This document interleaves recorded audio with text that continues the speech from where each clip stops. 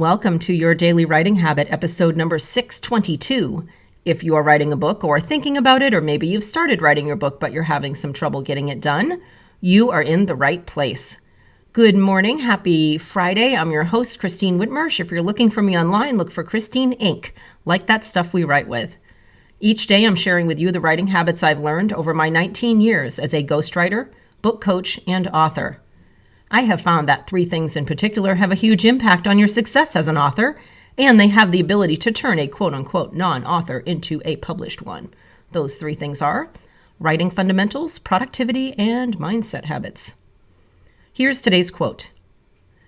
"The man who has no imagination has no wings." Muhammad Ali. And once again, good morning and happy Friday. In addition to that, Merry Christmas to all those who are celebrating, and happy holidays and happy holiday season and hopefully restful end of 2020 to everyone. In the spirit of the season, last year, I recall, I read the following very special letter to the editor. And in way of tradition, especially this year, I think it's very important that I read it again. This is by Francis P. Church. It was first published in the New York Sun on September 21st, 1897, with the note, "We take pleasure in answering thus prominently the communication below, expressing at the same time our great gratification that its faithful author is numbered among the friends of the Sun." And here's the letter. Dear Editor, I am 8 years old. Some of my little friends say there is no Santa Claus. Papa says if you see it in the sun, it's so. Please tell me the truth. Is there a Santa Claus? Virginia O'Hanlon.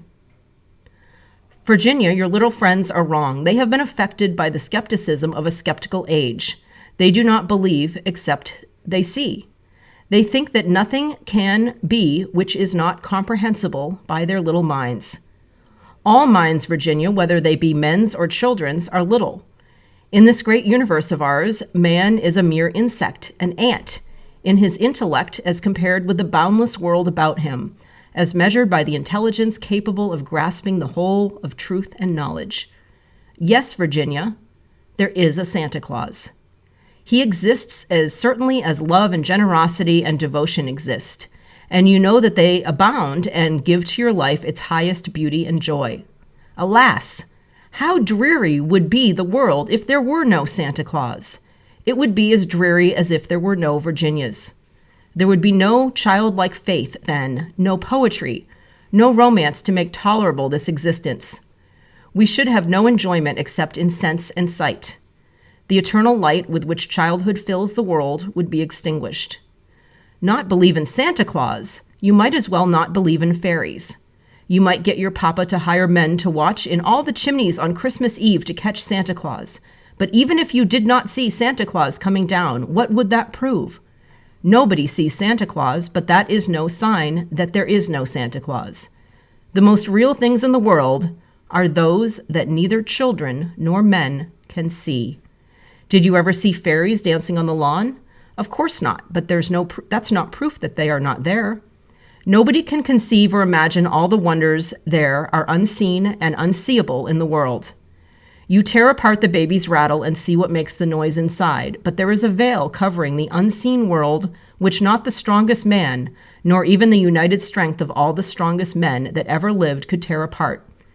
Only faith, poetry, love, romance can push aside that curtain and view and picture the supernatural beauty and glory beyond. Is it all real? Ah, Virginia, in all this world there is nothing else real and abiding. No Santa Claus, thank God he lives and lives forever. 1,000 years from now, Virginia, nay, 10 times 10,000 years from now, he will continue to make glad the heart of childhood.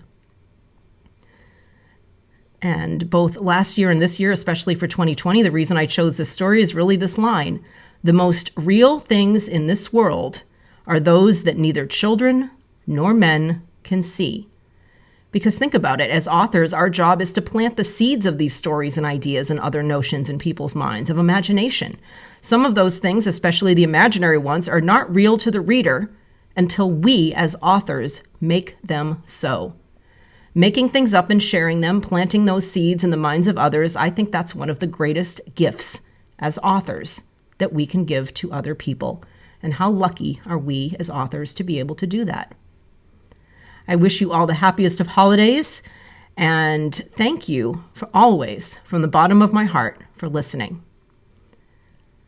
Thank you for joining me here on Your Daily Writing Habit, where I am helping you write and finish writing an awesome book. And as always, I will drop the link to my Inc. Authors group on Facebook. Come and say hello. Come say happy holidays. Let me know how you're celebrating the end of this year. Inc. Authors on Facebook. Until tomorrow, happy writing.